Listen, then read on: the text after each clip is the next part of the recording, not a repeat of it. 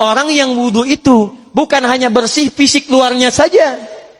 Jadi kalau orang wudunya bersih, bukan cuma wajahnya yang bersih. Kalau wudunya benar, bukan kotoran di tangan saja yang hilang. Tapi mohon maaf, fisik dalamnya itu ikut suci. Fungsi tangannya jadi bersih, fungsi wajahnya jadi bagus, fungsi lisannya jadi bagus. Makanya kata Nabi, kalau orang benar wudunya bersamaan dengan air wudu yang menetes, maka tumpahlah kotoran-kotoran di bagian fisik-fisik tubuhnya.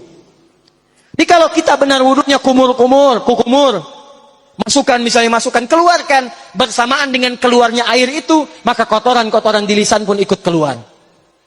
Tangan dibasuh, bersamaan dengan dibasuhnya tangan, fungsi tangan yang kotor-kotor itu ikut hilang.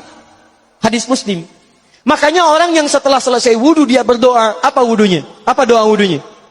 Asyhadu an la ilaha wa asyhadu anna Muhammadan Allahumma minat waj'alni minal, lihat sini, minal mutatahhirin, minat tawabin. Lihat. Bapak Ibu kan baru wudu, tapi kenapa doanya selesai tobat? Allahumma ja'alni minat tawabin. Ya Allah, jadikan saya termasuk orang tobat. Kita kan baru wudu, kenapa doanya baru selesai tobat? Sedangkan tobat itu mengakui kesalahan, menyesali kesalahan, dan berjanji meninggalkan yang salah, mengganti dengan yang baik-baik. Makanya kalau orang wudunya benar itu, begitu dia kumur-kumur, dia ingat kesalahan apa yang dikerjakan oleh lisan ini. Jadi begitu kemudian ditumpahkan airnya, hilang kotorannya. Maaf, yang suka mencela wudu, selesai wudu tidak akan mencela lagi karena tobat dari celaan.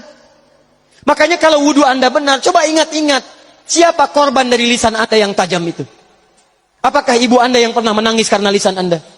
Apakah ayah Anda yang kecewa karena kalimat-kalimat Anda? Apakah tetangga Anda yang menjauhi Anda karena kata-kata kotor Anda?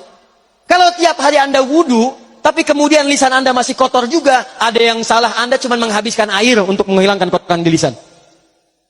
Itu tanda pertama. Tangan basuh. Makanya orang yang wudunya benar, tangannya tidak akan berbuat yang kotor lagi sampai ke ujung kakinya.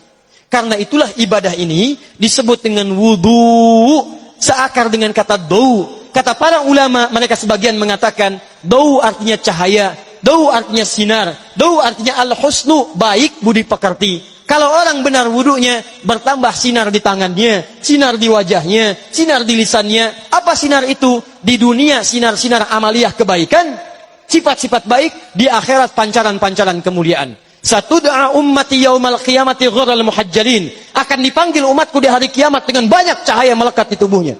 Tangannya ada cahaya, matanya ada cahaya, wajahnya bercahaya, kakinya bercahaya. Cahaya apa itu? Kata Nabi, min atharil wudu, dari bekas wudunya.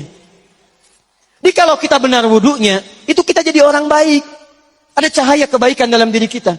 Itu yang disebut dengan tawabin. Makanya kalau Bapak Ibu tiap hari wudu, Allahumma ja'alni minat tawabin, tapi mulut tidak tobat, tangan tidak tobat, kaki tidak tobat, ada yang salah dengan wudunya.